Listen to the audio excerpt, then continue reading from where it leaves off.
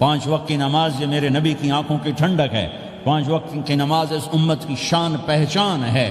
اور اللہ تعالیٰ نے پہلی امتوں پر اتنی بڑی مشقت ڈالی کہ ان کی نماز مسجد کے علاوہ کہیں نہیں ہوتی تھی، مسجد میں ہی ہوتی تھی۔ ہمارے لیے کتنی آسانی کر دی، جاب میں ہے مصلی بچھا نماز پڑھو، چلو مصلی بھی کوئی نہیں، زمین دیکھ اس پر کوئی گندگی تو کوئی نہیں ہے، بس زمین بھی تیرے لیے پاک ہے، چل نماز پڑھا۔ اور آسانی کر دی، پانی کوئی نہیں ہے، کوئی بات نہیں، مٹی میں ہاتھ مار، منہ پہ مار، پھر ایک ہاتھ مار، یوں کر، چل نماز پڑھ، میں تیری قبول کروں گا۔ یہ کسی امت کے ساتھ یہ نہیں ہوا، انہیں وضو ہی کرنا تھا چاہے پانی 50 میل پر موجود ہو۔ اور ہمارے لیے پانی کوئی نہیں ہے، چلو تیمم، مٹی میں ہاتھ ہمارا یوں کیا، پھر ہاتھ ہمارا ایک یوں کیا، ایک یوں کیا، چل بھائی اللہ اکبر قبول۔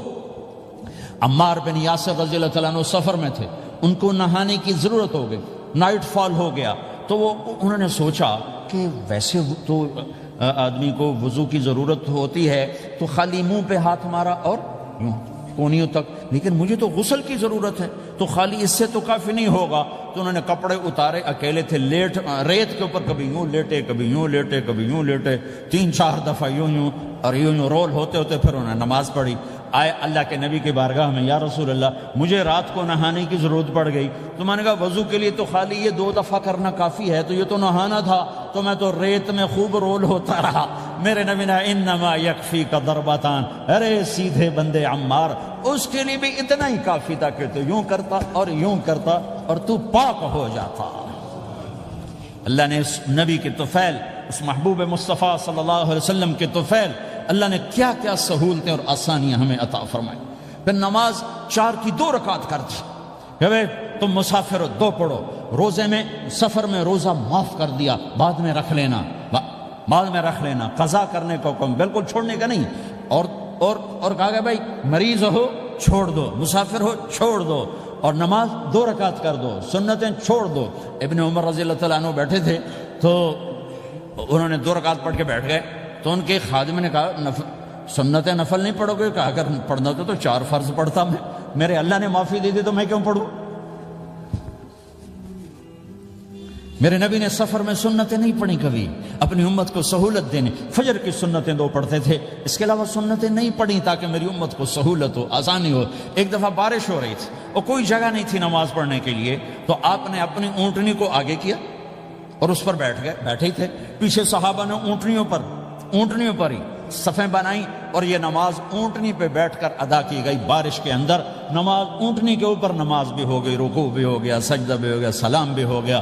پہلی امتوں کے لیے نہیں تھا، سجدہ ہی کرنا پڑے گا۔ یہ اللہ کے محبوب مصطفیٰ صلی اللہ تعالی علیہ وسلم کی طفیل، میرے اللہ نے ہم پہ فضل و احسان کیا، تو میرے نبی کی زندگی میں عبادات میں نماز سب سے اعلیٰ نظر آتی ہے، سب سے نمایاں نظر آتی ہے۔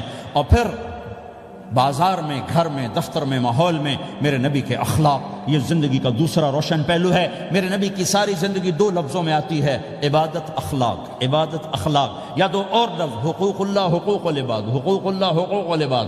حقوق اللہ میں نماز سب سے اعلیٰ، اور حقوق العباد میں لوگوں کی برداشت کرنا، لوگوں سے درگزر کرنا، معاف کرنا، جھوٹ سے بچنا، دھوکے سے بچنا۔ میرے نبی سے پوچھا گیا، یا رسول اللہ مسلمان کنجوس ہو سکتا ہے؟ ہم نے کہا ہو سکتا ہے۔ یا رسول اللہ مسلمان کمزور ہو سکتا ہے، بزدل ہو سکتا ہے، ڈرپوک ہو سکتا ہے؟ آپ نے کہا ہو سکتا ہے۔ یا رسول اللہ مسلمان جھوٹ بول سکتا ہے؟ آپ نے کہا نہیں، جھوٹ نہیں بول سکتا، جھوٹ نہیں بول سکتا۔ ہاں، الا لعنت اللہ علی الکاذبین، جھوٹوں پہ اللہ کی لعنت۔ اس لعنت کے ساتھ 400 پاؤنڈ بچا لیے، 4000 بچا لیے، 4 ملین بچا لیے، 4 بلین بچا لیے، 4 ٹریلین بچا لیے، ساری دنیا کو بچا لیا، اور اوپر اللہ کی لعنت پڑی تو اللہ کی قسم گھاٹے کا سودا ہے۔ اور سچے ہو گئے، سچ بولا، یہ میں 100 پاؤنڈ کماتا ہوں، لے لو جو لینا ہے اس میں سے، یہ میں 1000 پاؤنڈ کماتا ہوں، لے لو جو لینا ہے، یہ میں 50,000 پاؤنڈ کماتا ہوں، لے لو جو لینا ہے، کہ مسلمان کی زبان سے جھوٹ نہیں نکلتا، سچ ہی بولتا ہے۔ آپ تشریف لے جا رہے ہیں، ایک آواز ہے یا رسول اللہ، آپ نے یوں دیکھا، کوئی نظر نہیں آیا، پھر آواز ہے یا رسول اللہ، تو آپ نے دیکھا کہ ہرنی ڈیئر چھوٹی وہ کھڑی ہوئی، رسی میں بندھی، تو آپ نے کہا کیا ہوا؟ کہا جی آپ کا صحابی مجھے پکڑ کے لایا ہے، میرے چھوٹے چھوٹے بچے بھوک سے رو رہے ہوں گے، آپ مجھے چھوڑ دیں، میں بچوں کو دودھ پلا کے واپس آ جاتا، مجھے پتا ہے میرے اللہ کی تقدیر میرے بارے میں کیا ہے۔ تو آپ نے کہا اگر تو واپس نہ آئی تو پھر تو اس نے کہا مجھے اللہ جہنم میں ڈال دے۔ آپ نے اس کی رسی کھول دی، خود وہیں بیٹھ گئے۔ اس نے دوڑ لگائی اور پہاڑوں میں گم ہو گئے۔ تھوڑی دیر کے بعد وہ دوڑتی ہوئی آئی اور آ کے سر یا رسول اللہ میں حاضر ہو جاؤں۔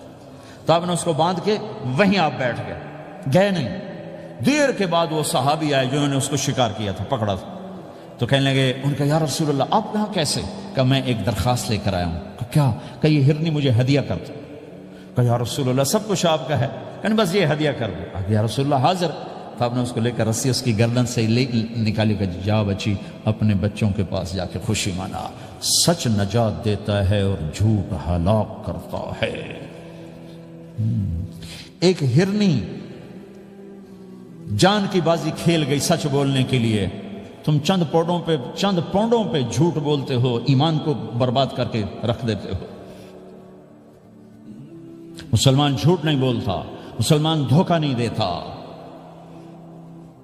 مسلمان کی زبان سے سخت بول نہیں نکلتا، کسی کو بے عزت نہیں کرتا، کسی کو کی بے اکرامی نہیں کرتا، کسی کا دل نہیں توڑتا، کسی کو ذلیل نہیں کرتا، خود سہتا ہے، اوروں کو خوشیاں دیتا ہے، خود دکھ سہتا ہے، اوروں کو راحت دیتا ہے، خود تکلیف سہتا ہے۔ یہ میرے نبی کے اخلاق ہیں، یہ میرے نبی کی زندگی ہے، اور یہ اسلام کا سب سے بڑا چیپٹر ہے اور سب سے مشکل چیپٹر ہے۔ جب میرے نبی نے لمبی نمازیں پڑھی تو اللہ نے روک دیا کہ میرے حبیب ما انزلنا علیک القرآن لتشقى، اتنی لمبی نماز نہ پڑھ کے تو تھک جائے۔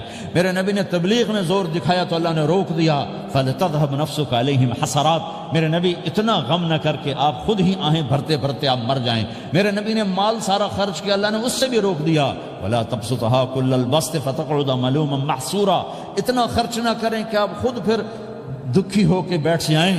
خرچ کرنا بہت بڑا عمل، تبلیغ سب سے سارے عملوں کا سردار عمل، تبلیغ سے بڑا کوئی کام ہوتا تو اللہ نبیوں کو دیتا، اگر تبلیغ سے بڑھ کر کوئی کام ہوتا تو اللہ نبیوں کو دیتا، گشت سے بڑھ کر کوئی محنت ہوتی تو اللہ نبیوں کو دیتا۔ 950 سال نوح علیہ السلام گشتی کر رہے ہیں، اور اللہ کی مان لو، اللہ کی مان لو، اتنا عظیم عمل کا میرے نبی درمیانہ نماز سب سے بڑی عبادت، میرے نبی درمیانہ کام، لیکن جب میرے نبی نے اخلاق اچھے کیے، دشمن کو معاف کرنا۔ تو ایک آدمی آپ سوئے ہوئے تھے، آپ کی تلوار لٹکی تھی، ایک آدمی آیا، اس نے آپ کی تلوار اتاری اور یوں ہماری پسلی میں، آپ اٹھ کے بیٹھ گئے۔ اب وہ قتل کے ارادے کے لیے آ چکا ہے اور تلوار یہاں ہے، کہتا من یمنعک منی، اب بول تمہیں کون بچائے گا؟ تو آپ نے مسکراتے ہوئے کہا اللہ، تو اس کے ہاتھ سے تلوار گر پڑی، تو آپ نے اٹھا لی، آپ نے یوں سیدھی کی، اب تو بچا، تجھے کون بچائے گا؟ وہ کہنے لگا مجھے تو ہی بچائے گا، وہ تو اللہ کو جانتا نہیں تھا، کہا بابا مجھے تو ہی بچائے گا۔ تو آپ کہتے ہیں اس کا سر اڑا دو، یہ نبی کو قتل کرنے آیا ہے۔ میرے نبی نے فرمایا کلمہ پڑھتے ہو؟ کہا نہیں پڑھتا۔ کہا جاؤ معاف کیا۔ یہ میرے نبی کے اخلاق ہیں۔ 20 سال جنہوں نے قتل کے منصوبے بنائے، قتل کے منصوبے، مکہ والے، جب آپ مکہ میں فاتحانہ داخل ہوئے، ابو سفیان سب سے زیادہ آپ کو دکھ پہنچانے والوں میں پیش تو آپ نے ابو سفیان کو عزت دی۔ جو ابو سفیان کے گھر میں داخل ہوگا اس کو کچھ نہیں کہا جائے گا۔ آپ تو ابو سفیان کو بلا کے سولی پہ لٹکاتے، اور آپ کہہ رہے ہیں جو ابو سفیان کے گھر میں جائے گا اسے کچھ نہیں کہا جائے گا، جو بیت اللہ میں ہوگا اسے کچھ نہیں کہا جائے گا۔ سارا مکہ سامنے، آپ یوں بیت اللہ کا دروازے پر یوں دونوں ہاتھ ایسے ٹکا کے کھڑے تھے۔ پھر آپ نے کہا میں کیا کروں گا اب تمہارے ساتھ؟ تو سہیل بن عمر نے کہا آپ کریم ہیں، کریم کے بیٹے ہیں۔ تو آپ نے کہا جاؤ میں نے معاف کیا۔ یہ اخلاق آج مٹ چکے ہیں، مردوں سے، عورتوں سے، علم والوں سے، خانقاہ والوں سے، تبلیغ والوں سے، سب زیرو ہوئے پڑے ہیں۔ جب تک یہ اخلاق زندہ نہیں ہوتے اسلامی زندگی قائم نہیں ہو سکتی، اسلامی معاشرت قائم نہیں ہو سکتی۔ اور دین دو چیزوں سے آگے پھیلتا ہے، ایک دعوت اور ایک اخلاق۔ دعوت اور اخلاق۔ دعوت نہیں ہوگی تو اخلاق وہیں پڑے رہ جائیں گے، اخلاق نہیں ہوں گے تو دعوت کوئی قبول نہیں کرے گا۔ میرے نبی نے کتنے معجزے دکھائے مکے میں، نہیں کلمہ پڑھا۔ بدر میں ان کے 70 مارے گئے، فرشتوں کو دیکھا، جبریل کے گھوڑے کی آواز سنی، کلمہ نہیں پڑھا۔ خندق میں شکست ہوئی، کلمہ نہیں پڑھا۔ پانی نکلتے دیکھا، انگلیوں سے کلمہ نہیں پڑھا۔ ایک بکرے کا ایک بازو پکایا، ایک بازو بکرے کا، ایک اگلا جو بازو ہوتا، اور 40 آدمیوں نے کھانا کھایا اور ایک بوٹی کم نہیں ہوئی، کلمہ نہیں پڑھا۔ لیکن جب میرے نبی نے کہا جاؤ معاف کیا تو سارے ہی کلمہ پڑ گئے کہ واقعہ یہ اخلاق نبی کے ہو سکتے۔ حنین کی جنگ میں جب بھاگے لوگ، شکست ہوئی، تو ایک صحابی کا بھاگتے ہوئے پاؤں ہمارے نبی کا پاؤں پر آیا، اور جوتا سخت تھا، تو آپ نے کہا اوجعتنی، اور آپ کے ہاتھ میں چھڑی تھی، آپ نے اس کو یوں ماری، اوجعتنی، ارے تو نے مجھے کتنا زیادہ درد پہنچایا، دکھ پہنچایا۔ وہ بیچارے پگھل کے رہ گئے اور پریشان ہو گئے، اور فرماتے ہیں سارا دن میں پریشان، ساری رات پریشان کہ اللہ کے نبی کو میں نے تکلیف پہنچائی، اب میرا کیا بنے گا۔ اگلا دن ہوا تو اعلان ہو رہا تھا بھائی جس کا پاؤں نبی کے پاؤں پہ آیا تھا اس کو اللہ کے نبی بلا رہے ہیں۔ تو صحابی کہنے لگے میں نے سمجھا بس اب میری تو دنیا بھی گئی اور آخرت بھی گئی، اب میرے اوپر کیس بنے گا اور مجھے ڈانٹ ڈپٹ بھی ہوگی، میرا کتنا بڑا گھاٹا نقصان ہوگا۔ یہ حاضر ہوئے ڈرتے ڈرتے، تو آپ نے فرمایا میرے بھائی کل میں نے تمہیں چھڑی ماری تھی، وہ مجھے معاف کر دینا، اور یہ 80 اونٹ تمہیں ہدیہ دیتا ہوں، 80 کیملز یعنی 80 پراڈو، 80 رینج روور کا یہ میری طرف سے تمہیں ہدیہ ہے۔ وہ حیران پریشان، یہ میرے نبی کے اخلاق ہیں، یہ میرے نبی کے اخلاق ہیں۔ کانٹے بچھانے والی نے 4 دن آنا چھوڑ دیا، بیمار ہو گئی تھی، تو آپ نے کیا بات ہے، وہ ہمارے راستے میں اب کانٹے کوئی نہیں ہیں، کہا یہ وہ بیمار پڑی ہے جو کانٹے بچھاتے تھے۔ تو آپ اس کے گھر چلے گئے، ماں جی خیریت تو ہے، آپ ٹھیک تو ہیں؟ کہا بیٹا مجھے کلمہ پڑھا دے، بس تیرے اخلاق نے مجھے فتح کر لیا ہے۔ میرے بھائیوں یہ چیپٹر بھول چکے ہیں، بھول چکے ہیں، بھول چکے ہیں۔ جب تک یہ چیپٹر زندہ نہیں ہوگا زندگی اسلامی نہیں بنے گی، معاشرہ اسلامی نہیں بنے گا، اور آگے قوموں کے لیے اسلام کا دروازہ نہیں کھلے گا۔ ہمیں معاف کرنا آتا ہو، ہمیں گالی دینے والے کو دعا دینا آتا ہو، غیبت کرنے والے کی تعریف آتی ہو، اور غیبت کرنے سے، غیبت سننے سے اپنے آپ کو ایسے بچاؤ جیسے زہر سے بچاتے ہو، اسے آگ سے بچاتے ہو۔ ایک دوسرے کو نفرت کا بول نہ بولو ورنہ ساری زندگی تباہ و برباد ہو جائے گی۔ میرے رب کی قسم، میرے نبی نے کہا ایک زبان کا بول انسان بولتا ہے اور جہنم کی گہرائیوں میں گر جاتا ہے، اور ایک زبان کا بول انسان بولتا ہے اور جنت کے درجات پر چڑھ جاتا ہے۔ یہ زبان بہت طاقتور چیز ہے، میں ہر بیان میں اس کو دہرا رہا ہوں کہ جتنا یہ عمل ختم ہو چکا ہے اتنا کوئی عمل بھی نہیں ختم ہوا ہے۔ اور ایک صحابی ہیں ابو دجانہ۔ کون ابو دجانہ؟ السابقون الاولون من المہاجرین والانصار، اس میں پہلی صف کے صحابہ۔ کون ابو دجانہ؟ جب آپ حج پر گئے تو اپنی جگہ مدینے کا امیر ابو دجانہ کو بنایا۔ ابو دجانہ حج میں شریک نہیں ہوئے کہ آپ نے اپنی جگہ ان کو اپنا نائب بنا کے وہاں کھڑا فرمایا ابو دجانہ میری جگہ پر مدینے کا امیر ہے۔ یہ وہ ابو دجانہ ہیں۔ کون ابو دجانہ؟ جو جنگ بدر سے لے کر آخری حج تک ہر سفر میں شریک ہیں، ہر سفر میں شریک ہیں۔ ان کی ایک بات میں بتانا چاہتا ہوں، پہلے تھوڑی سی ان کی ہسٹری بتانا چاہتا ہوں۔ کون ابو دجانہ؟ احد کی جنگ میں آپ نے تلوار اٹھائی، کہا اس تلوار کو کون لے گا؟ کئی صحابہ کھڑے ہو گئے۔ آپ نے کہا اس تلوار کا حق کون ادا کرے گا؟ سارے بیٹھ گئے، 3 آدمی کھڑے رہے، ایک زبیر بن عوام، ایک عمر بن خطاب، ایک ابو دجانہ۔ ان کا نام ہے سماک بن خرشنہ، سماک بن خرشنہ ان کا نام ابو دجانہ سے مشہور ہے۔ تو آپ نے تلوار نہ عمر کو دی، نہ زبیر کو دی، ابو دجانہ کو دے دی۔ تو عمر رضی اللہ عنہ نے تو محسوس نہیں کیا، حضرت زبیر نے محسوس کیا کہ اس کو کیوں دی، مجھے کیوں نہیں دی؟ میں مہاجرین میں سے ہوں، میں پھوپھی کا بیٹا ہوں، میں اس سے دلیری میں کم نہیں ہوں۔ بلکہ حضرت زبیر کی دلیری کی تو دھک تھی، جدھر سلوار چلتی تھی کاٹتی چلی جاتی تھی، کہنے کہ میں دیکھوں گا یہ کیا کرتا ہے۔ تو ابو دجانہ کے پیچھے پیچھے زبیر ہو لیے۔ تو ابو دجانہ نے جو حملہ کیا تو 3000 کا لشکر تھا، اس کو چیر کے پار نکل گیا، پورے لشکر کو کاٹ کے پار نکل گیا۔ اور آگے عورتیں کھڑی تھیں جو مکے کے لشکر کو تیار کر رہی تھیں۔ نحن بنات طارقی نمشی علی النمارقی مشی القتل بوارقی المسک فی المخالقی المسک فی المفارقی والدر فی المخالقی ان تقبلوا نعانقی وتدبروا نفارقی فراق غیر وامقی۔ یہ گانا گا رہی تھیں اور ان کو تیار کر رہی تھیں۔ تو جب ابو دجانہ کی تلوار نظر آئی تو سب بھاگی، ہندا پکڑی گئی، تو آپ نے یوں اپنی تلوار ہندا کے سر پر رکھی، انہوں نے چیخ ماری، تلوار ہٹا لی۔ تو زبیر پیچھے پیچھے کہ کیا کیا ہے؟ جنگ میں اگر کوئی عورت حصہ لے اسے مارنا جائز ہے، ویسے جائز نہیں ہے، عورت کو، بچے کو، بوڑھے کو ہاتھ لگانا جائز نہیں ہے۔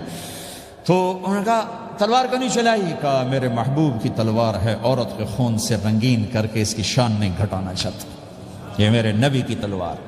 پھر واپس ہوئے، پھر اٹیک کیا اور پھر مجمع کو چیر دیا۔ سامنے ایک آدمی آ رہا تھا ہاتھی کی طرح، اتنا لمبا موٹا تازہ، تو زبیر کہنے لگے میرے جی میں آیا کبھی اس کی ٹکر ہونا پھر میں دیکھوں ابو دجانہ کیا چیز ہے۔ تو اللہ کا کرنا ایسا ہوا ابو دجانہ دونوں آمنے سامنے ہو گئے، تو وہ ایسے شاہ سوار تھے کہ دونوں طرف کے لشکر ذرا تھم گئے اور وہ دونوں بھڑ گئے۔ ابو دجانہ کے اپنے جوہر، اس پہلوان کے اپنے جوہر، غبار اٹھا، مٹی اٹھی، اور اس کی اپنی طاقت، ان کی اپنی طاقت، انہوں نے ابو دجانہ کو اس نے زخمی کر دیا۔ ابو دجانہ نے جو جوش میں آ کے ماری تلوار، اس کو لگی یہاں، تو اتنی طاقت سے لگی کہ اس کے نیچے اتر کر 2 ٹکڑوں میں تقسیم کر دی۔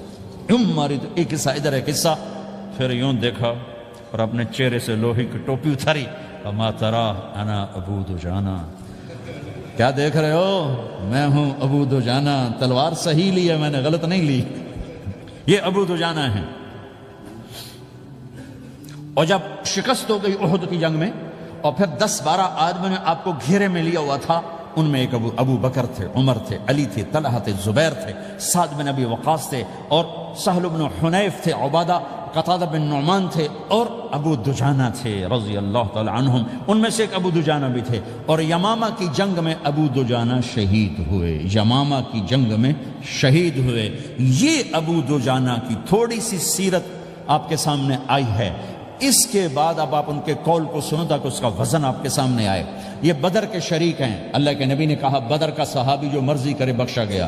یہ صلح حدیبیہ کے شریک ہیں، اللہ نے قرآن میں کہا لقد رضی اللہ، میں ان سے راضی ہو گیا۔ یہ صحابی ہیں، اللہ نے کہا کلا وعد اللہ الحسنى، اے میرا نبی تیرے ہر صحابی کے لیے جنت کا وعدہ ہے۔ اور اب یہ کیا کہتے ہیں؟ یہ کیا کہتے ہیں لوگو؟ ان ارجع عملی عند، لوگو میرے پاس، ابو دجانہ میرے پاس بخشش کا سب سے بڑا عمل جانتے ہو کیا ہے؟ بدر نہیں، احد نہیں، حدیبیہ نہیں، خندق نہیں، خیبر نہیں، فتح مکہ نہیں، آخری حج نہیں، کیا ہے؟ کیا ہے لوگو؟ ان ارجع عملی عندی، میرے پاس آخرت میں بخشش کا سب سے بڑا عمل بس ایک ہے کہ ما آذیت احدا باللسان، میں نے اپنی زبان سے کبھی کسی کو دکھ نہیں پہنچایا۔ ولا اجد فی قلبی غلا لاحد، اور میرے دل میں کسی کے لیے بغض کوئی نہیں ہے، بس یہ میری بخشش کا عمل ہے۔